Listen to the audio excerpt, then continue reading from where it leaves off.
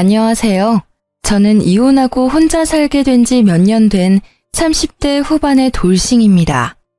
제가 이혼을 했을 때 주변의 사람들 반응은 다른 이들과는 좀 달랐어요. 보통 이혼했다고 하면 다들 놀라는데 제가 이혼했다고 하니 마치 그러려니 하는 표정이더라고요. 그때서야 제가 콩깍지가 씌어서 정신이 나갔었구나 싶더라고요.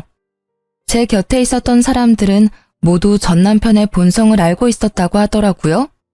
그걸 아니 더 부끄럽고 민망하더라고요. 남들이 알 정도였으면 얼마나 노골적으로 보였을까 싶었거든요.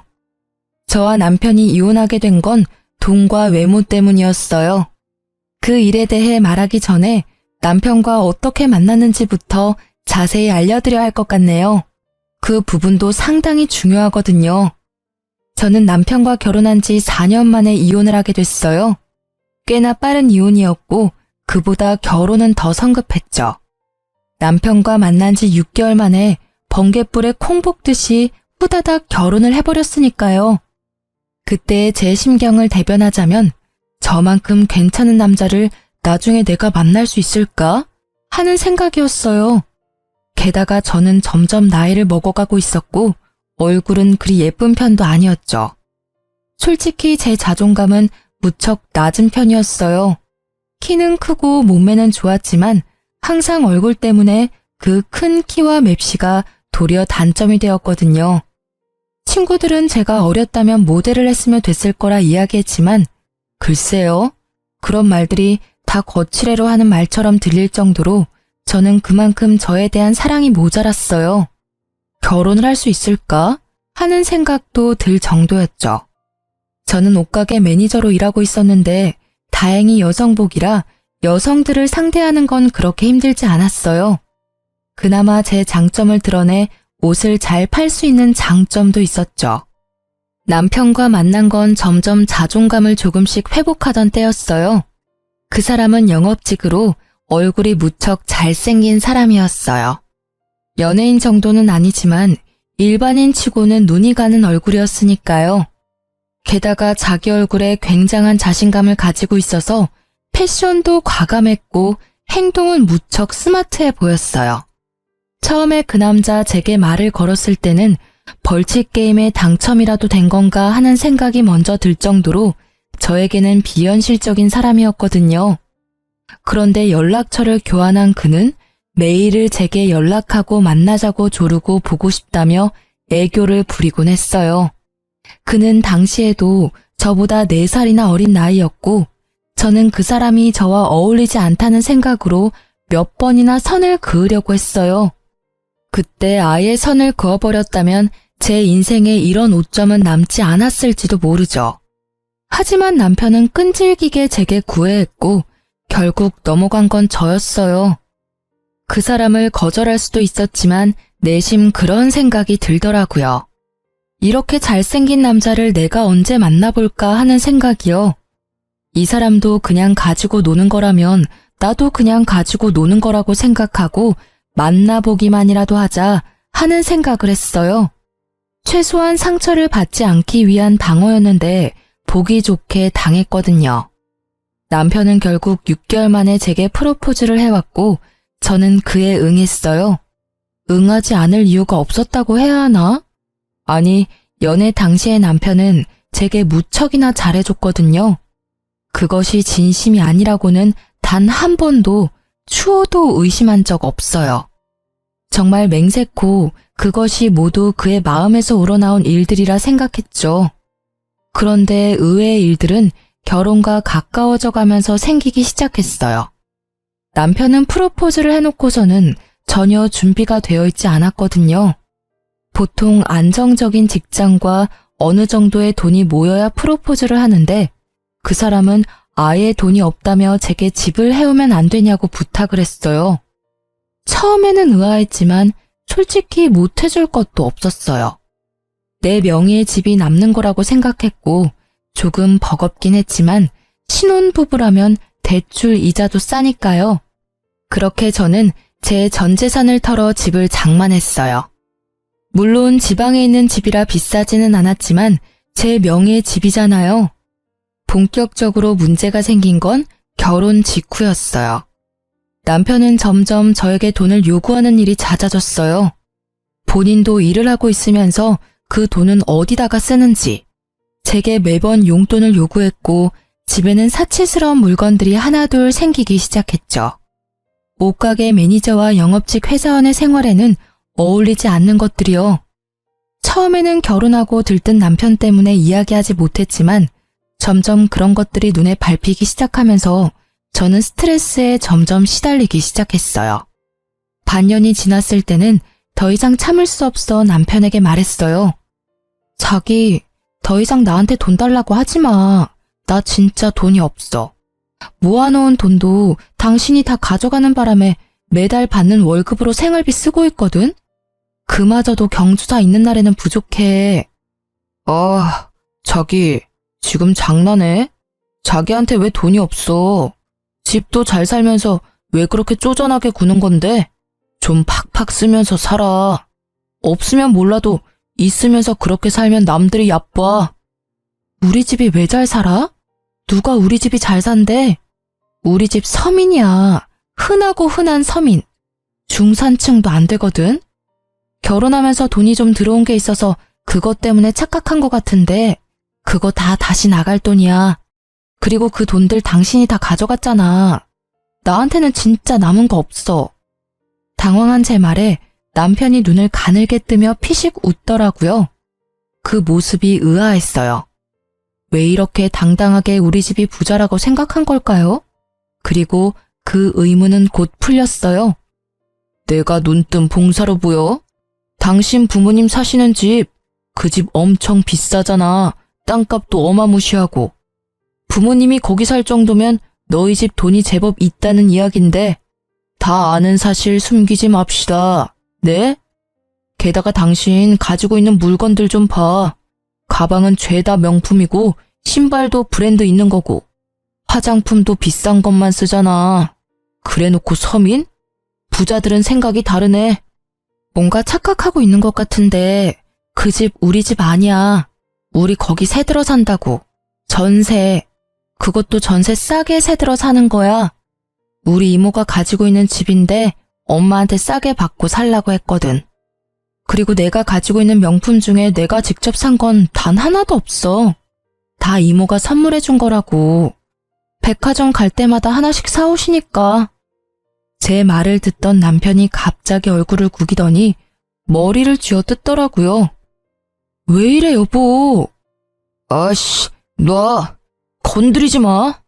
진짜 열받네. 남편은 그러면서 욕설을 하더니 집을 나가더라고요. 저는 이게 다 무슨 일인지 짐작도 안 갔어요.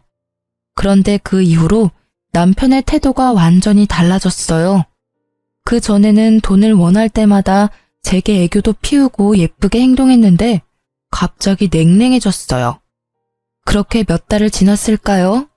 저희 친정아버지 생신이 다가왔어요. 얘기 좀 해. 아버지 생신이 3일 뒤야. 어떻게 할까? 그걸 왜 나한테 물어? 당신 아버지니까 당신이 알아서 해야지. 어차피 근처 고깃집에서 생일 축하나 할 거잖아. 난 그런 데 가는 거 딱 싫거든? 내가 급이 있는데 그런 데를 가? 그냥 가족들끼리 단촐하게 보내, 어? 당신 그래도 사위잖아. 밥은 같이 먹어야지. 결혼하고 나서 우리 친정에 신경 써준 적 한 번도 없잖아. 나 그 사람들하고 밥 먹을 시간 없어. 바쁘다고. 내가 꼭 가야 할 이유가 있어? 아, 불공평한 것 같으면 당신도 우리 집 챙기지 마. 각자 하자, 각자, 어?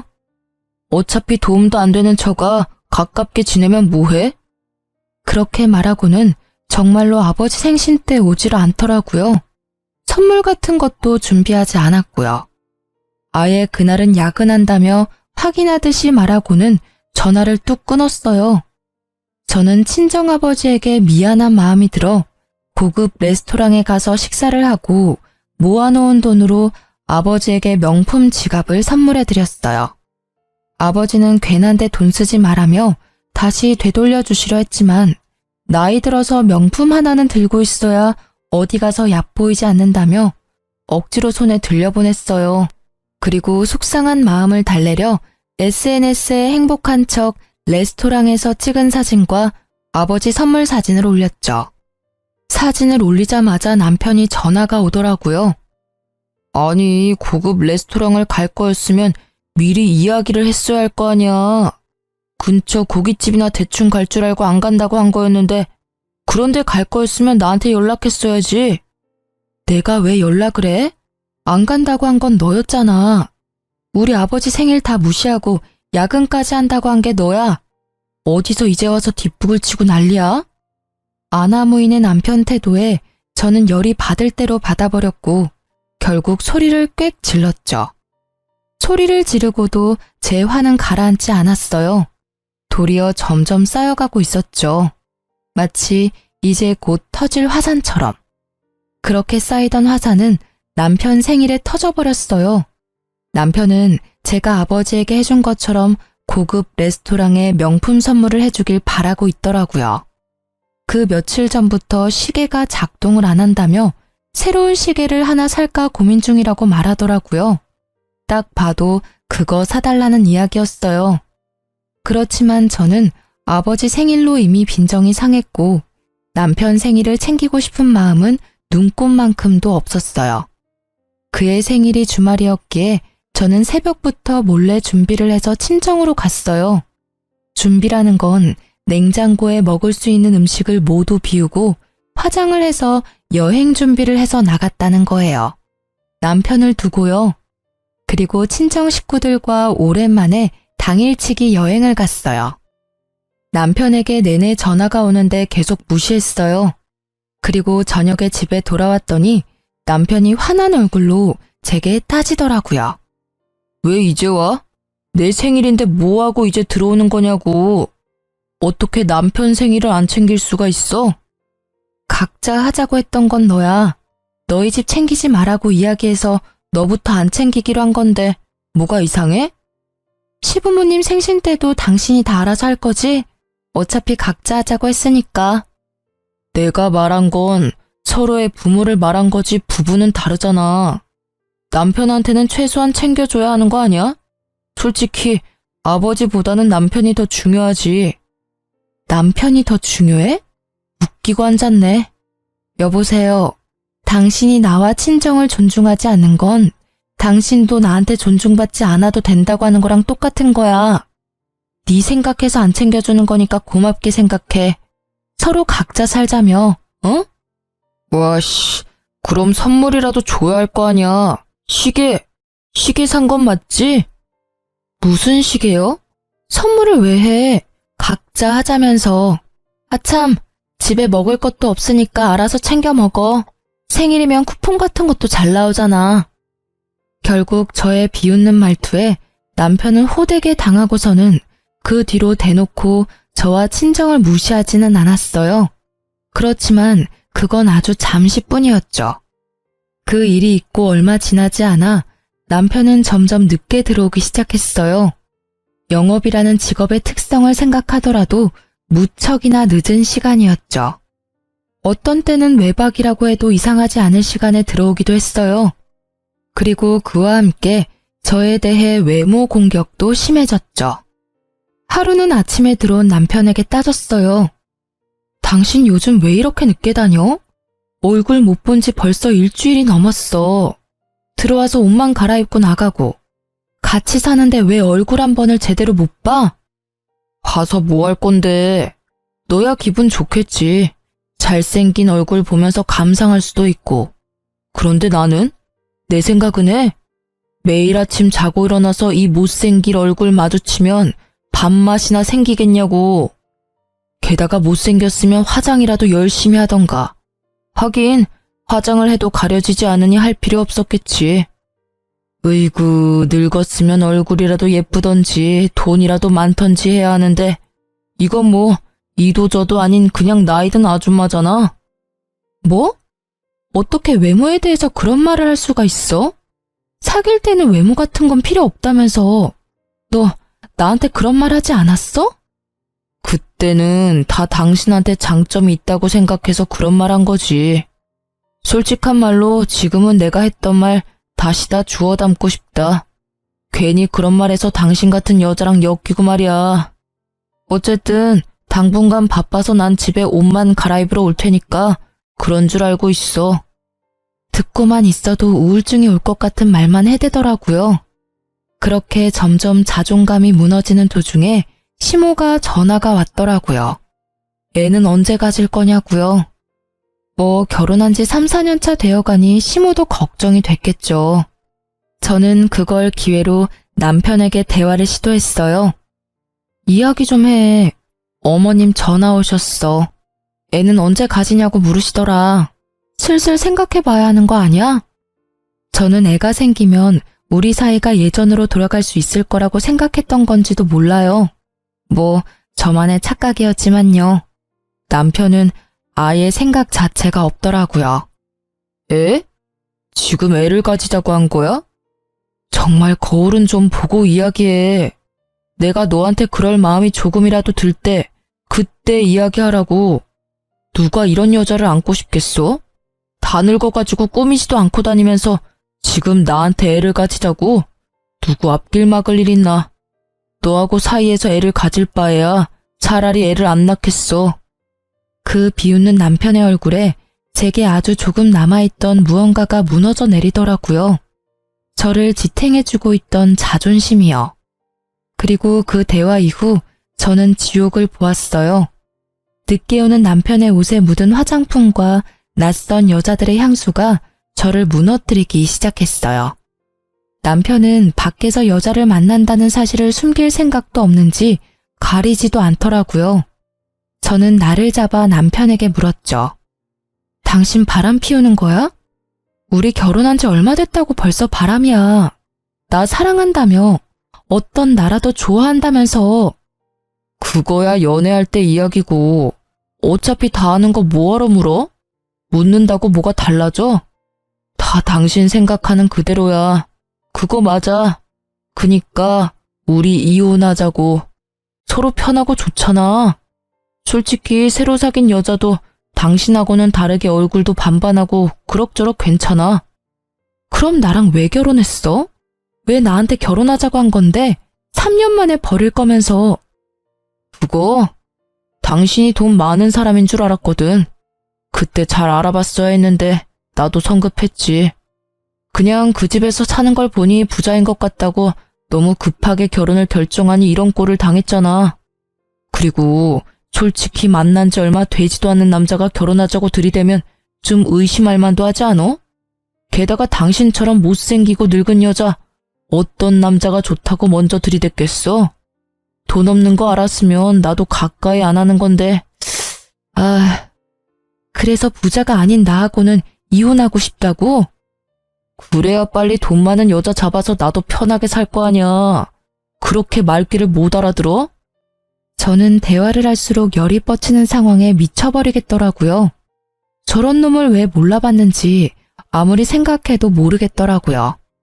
저놈과 헤어지는 게 최선이라는 생각을 했지만 저놈이 원하는 걸 알고 나니 딱 해주기 싫더라고요. 지금이 아니라 제가 원할 때 이혼하고 싶었죠. 저놈에게만 좋은 일 시킬 수는 없다는 생각이었어요. 안 해줄 거야. 이혼? 내가 왜 이혼을 해? 이혼하더라도 언제 어디서 어떻게 할지는 내가 결정해. 당신한테는 아무 권한 없어. 마지막 발악처럼 소리치는 제게 남편은 왜 이혼을 안 해주는 거냐며 소리치고 난리를 치더라고요. 그리고 그때부터는 진짜 막장 드라마보다 더 막장으로 치달았어요. 저는 막무가내인 남편을 막지도 못하고 그저 고스란히 감정을 소모해야 했어요.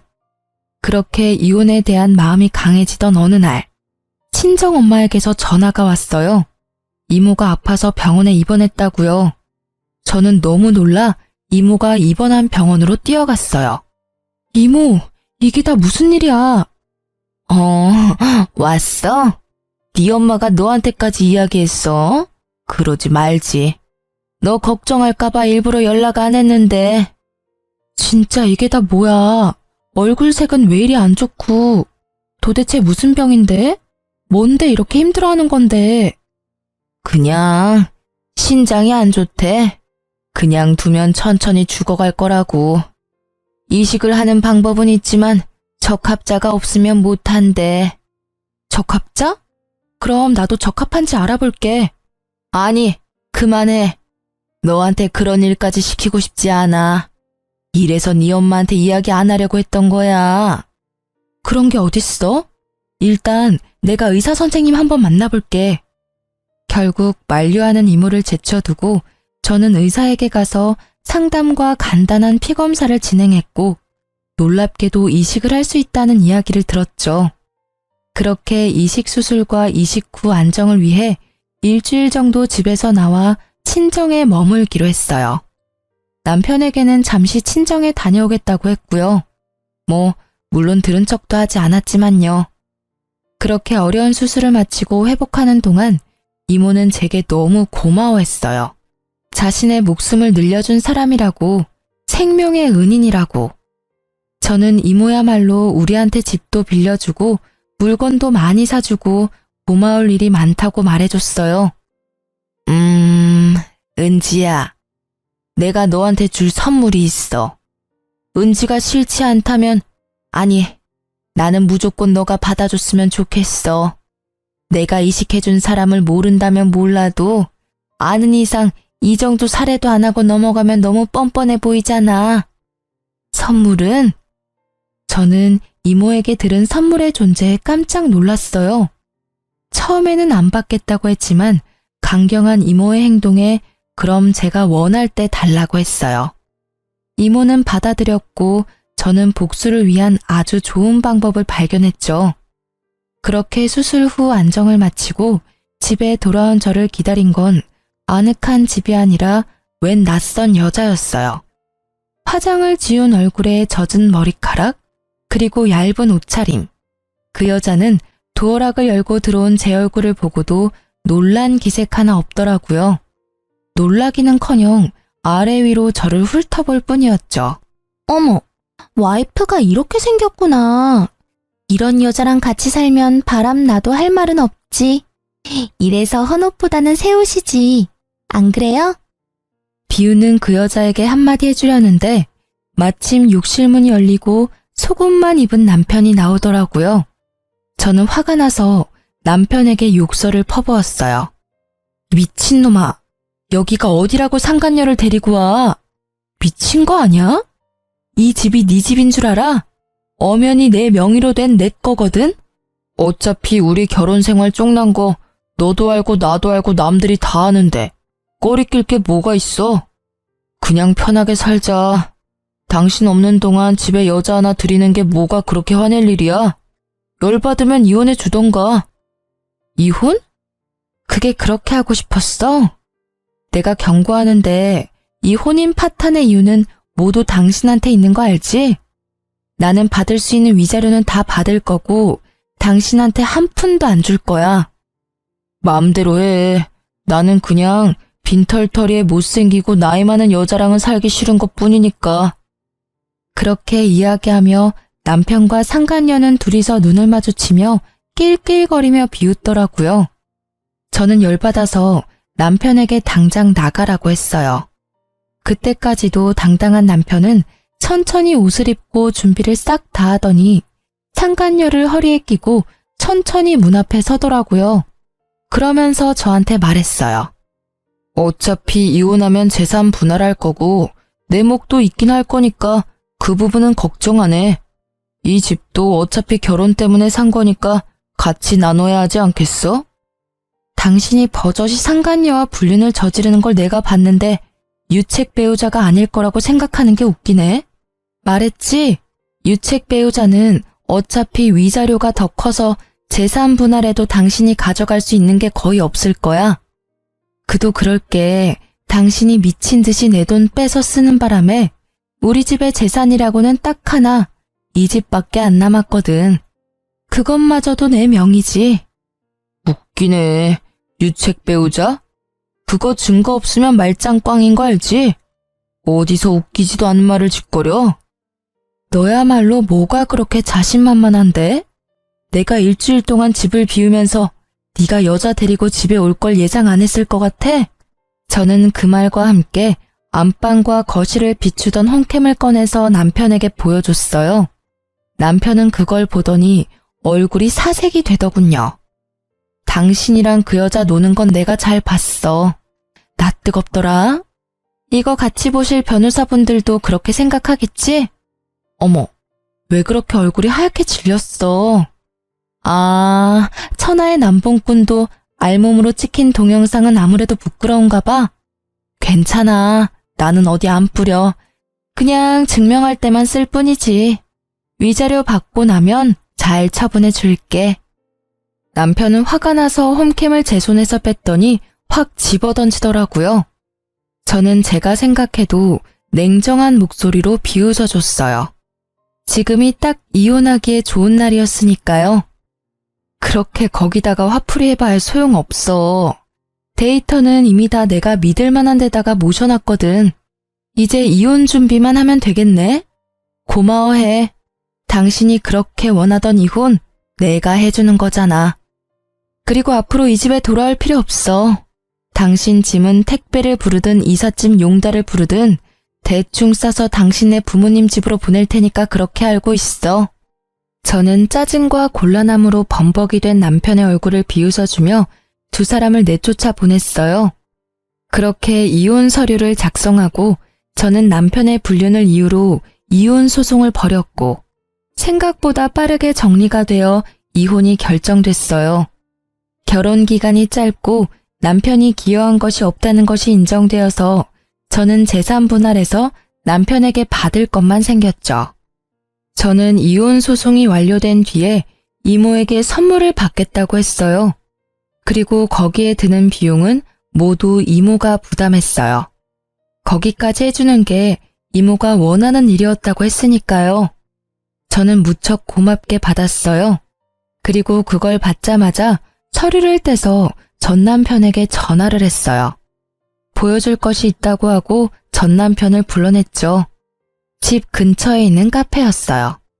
전 남편은 혼자 잔뜩 찌푸린 얼굴로 오더라고요. 뭐 때문에 불렀어? 우리 이제 남이거든? 이렇게 사사로이 불러내는 거 진짜 싫은데. 미안.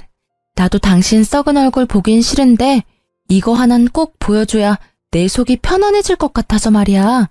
아주 잠깐이면 돼. 당신한테 예전에 말했지? 우리 엄마가 사는 집, 우리 이모네 집이라고. 우리 새들어서 산다고 말이야. 근데 그게 뭐? 그 집이 이제 우리 엄마네 명의가 됐거든? 그리고 여기 나한테도 건물과 땅이 생겼어. 참 신기하지? 당신이랑 이혼하니까 돈이 막 들어오는 거 보니 당신이랑은 역시 같이 만날 팔자가 아니었나 봐. 그치? 전 남편은 등기부등본을 뚫어져라 쳐다보더라고요. 믿을 수 없는 눈치였죠. 저는 그런 남편을 보며 제 폰을 탁자 위에 엎어뒀어요. 내가 말했던 이모, 땅과 부동산이 무척 많은 사람이야. 어릴 때부터 땅에 관심이 많아서 여기저기 작은 땅부터 시작해서 땅 투자해서 돈을 많이 벌었다고 하더라고. 가지고 있는 땅이랑 건물이 엄청 많은데 자식은 없지. 미혼이시거든. 앞으로도 결혼할 마음 없는 분이셔. 그분이 친절하게도 나한테 본인이 가진 땅과 건물을 주셨네.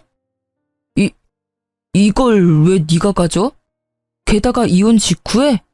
너 이거 짰지? 나한테 돈 한 푼도 안 주려고 일부러 이혼 직후에 받은 거 아니야? 한 푼도 안 주려고 그런 건 아니야. 이건 내가 개별로 받은 거라 당신하고 나눌 일은 없지. 그렇지만 틀린 말은 아니네. 일부러 이혼 직후에 받은 건 맞아. 당신을 화나게 하려고 말이지. 내가 당신하고 이혼해주기 전에 일주일 정도 집 비운 적이 있었지? 그때 이모한테 신장 이식해줬어. 그랬더니 나한테 주셨더라고. 내가 이모의 생명의 은인이라고. 돌아가시면 남은 재산도 다 나한테 물려주겠다고 하시더라고. 거짓말이야. 거짓말이지? 이거 다 가짜 서류지? 야, 말해보라고. 소유주가 왜 네 이름으로 되어 있냐고. 가짜라고 믿고 싶으면 그렇게 믿어. 그리고 등기부등본은 아무나 떼볼 수 있는 거 알지?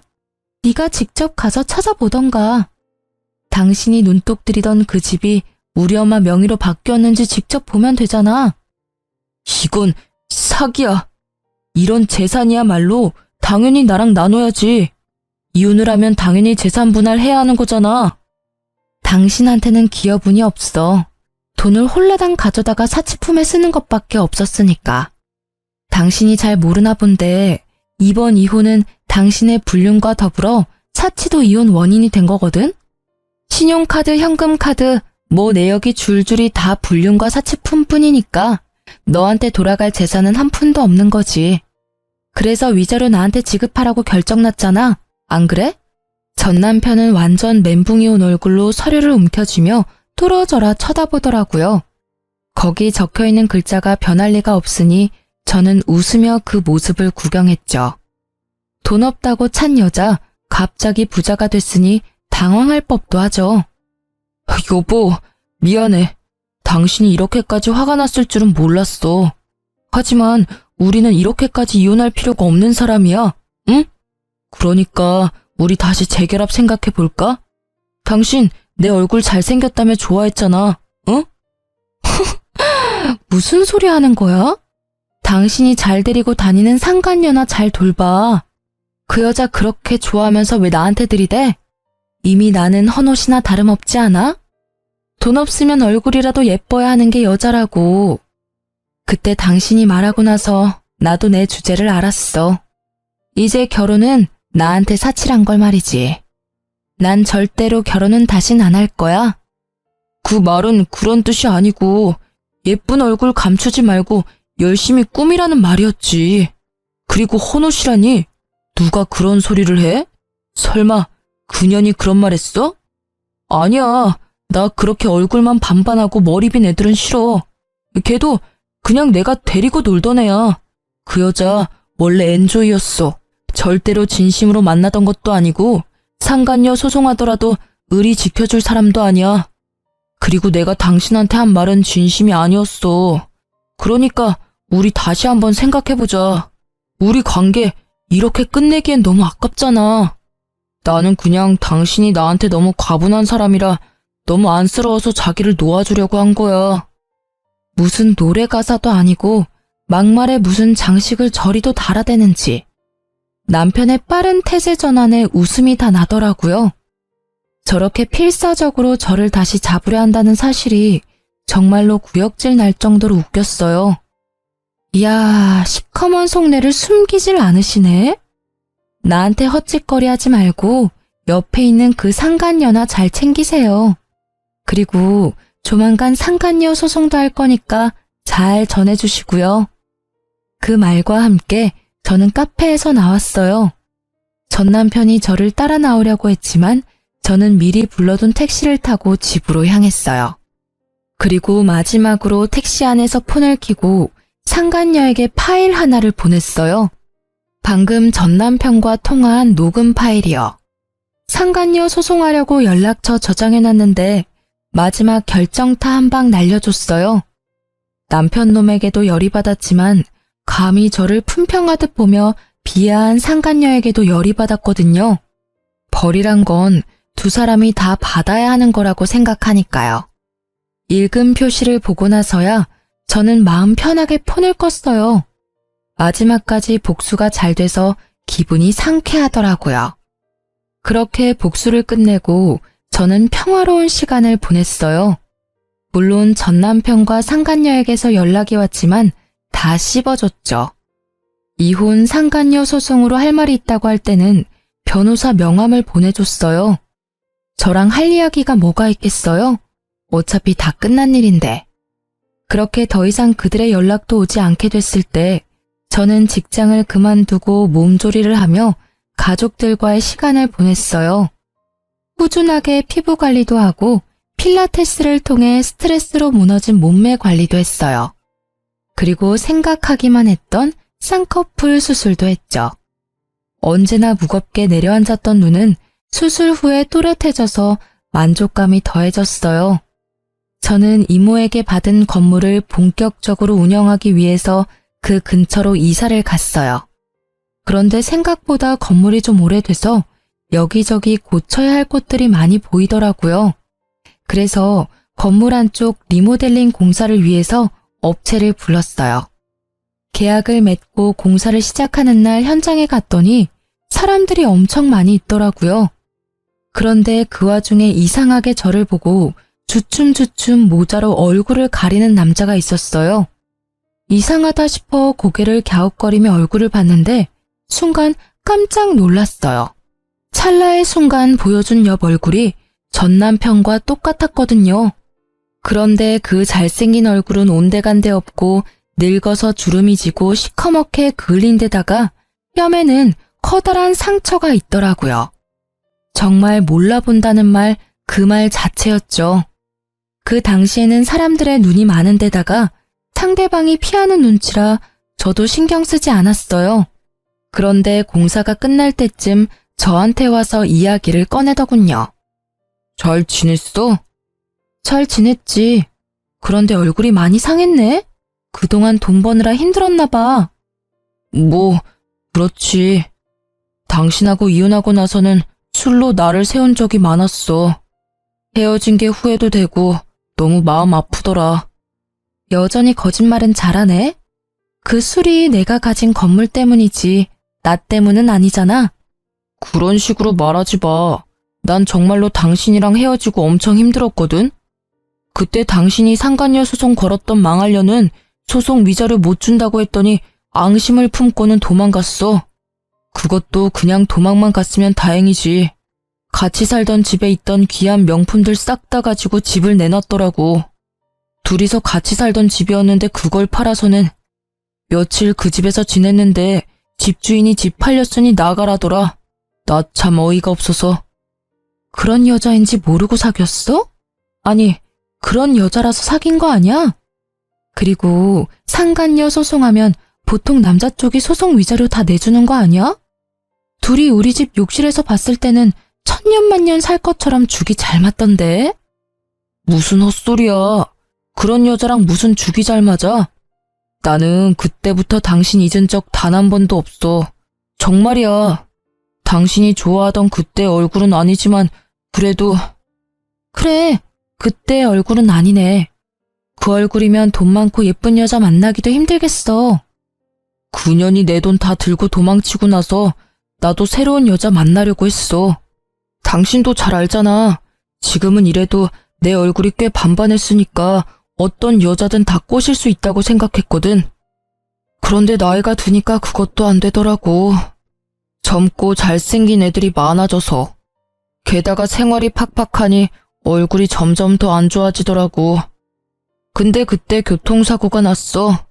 얄궂게도 온몸이 멀쩡한데 얼굴에만 상처가 났지. 그때는 진짜 죽고 싶었는데 그 아름답던 내 얼굴이 피부가 살점이 떨어지고 날아가서 회복이 어렵다잖아. 여기까지 복구한 것도 힘든 일이었거든. 아, 그래서 인테리어 쫓아다니는 용역으로 일하는구나. 얼굴이 여전했으면 이런 곳에 있을 리가 없지. 더 좋은 사람, 더 예쁜 사람 찾아 돌아다녔을 테니까. 안 그래? 그래. 당시의 상처가 너무 커서 감당이 안 되는 데다가 여자는 내 재산 다 훔쳐 달아나고 자신감까지 잃는 바람에 직장까지 그만뒀지. 여자? 여자는커녕 사람도 못 만났어. 그러니 당신이랑 헤어졌던 지금까지 여자는 단 한 명도 없었어. 내가 불쌍하지? 나한테 미안한 마음 들지 않아? 다 당신이랑 헤어지고 이런 일들이 생긴 거라고. 그래서 뭐 어쩌라고. 딱하게 들리기는 하지만 다 네가 잘못해서 벌어진 일 아니야? 그걸 다른 사람한테 책임 전가시키는 건 좀 아니지. 게다가 왜 내가 당신한테 미안한 마음이 들어야 해? 반대로 네가 나한테 미안해해야 하는 거 아니야? 너 때문에 나는 남자 불신에 걸려서 남자도 못 만나고 있는데 나한테 가장 중요했던 행복한 가정을 꾸린다는 선택은 이미 내 인생에서 사라진 지 오래거든? 웃기고 있네. 너한테 불행이 닥쳐오니까 너만 불행한 놈 같고 세상이 원망스럽지? 내가 너랑 이혼하기 직전에 내가 당했던 불행은 세상이 아니라 네가 직접 나한테 준 거거든? 그러니까 네 꼴 그렇게 된 거 세상 탓하지 말고 네 잘못이나 탓해.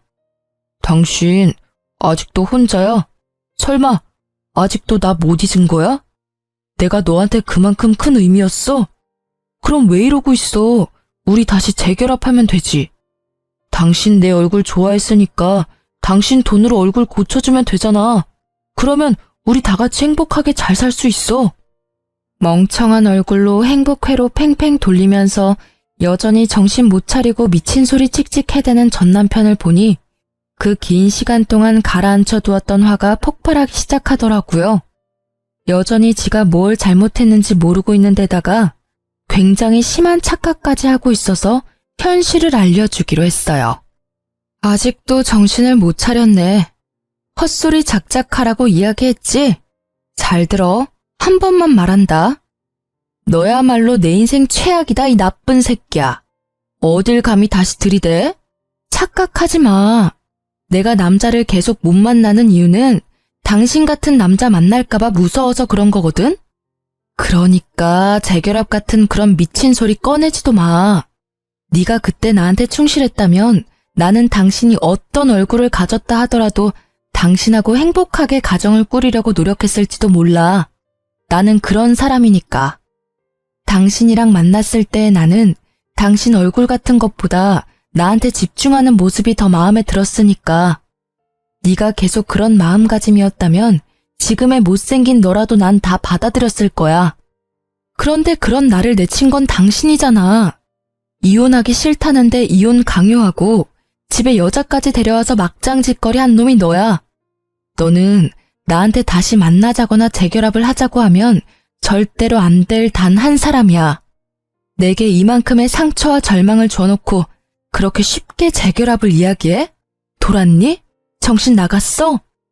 가슴에 손을 얹고 네가 나한테 한 짓거리나 잘 생각해봐, 이 나쁜 놈아. 내가 뭘 그렇게 잘못했는데? 어? 너한테 나쁜 말 한 거는 다 사과했잖아.